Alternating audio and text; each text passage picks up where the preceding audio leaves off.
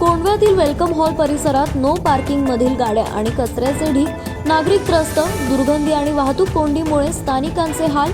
प्रशासन कधी करणार उपाययोजना? कोंढव्याच्या वेलकम हॉल परिसरात गंभीर समस्या निर्माण झाली आहे. रस्त्याच्या कडेला एका रांगेत विशेष करून रात्रीच्या वेळी गाड्या नो पार्किंग झोनमध्ये उभ्या केल्या जात आहेत. त्याच ठिकाणी मोठ्या प्रमाणावर कचऱ्याचे ढीगही साचले आहेत.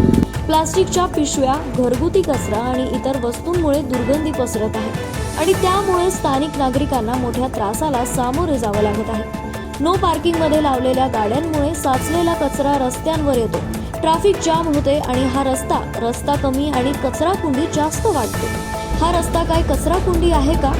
कोंढव्याच्या या समस्या कधी सुटणार आहेत? कोंढवेकर कधी मोकळा श्वास घेऊ शकणार आहेत? आता हाच सवाल जनतेतून विचारण्यात आला आहे.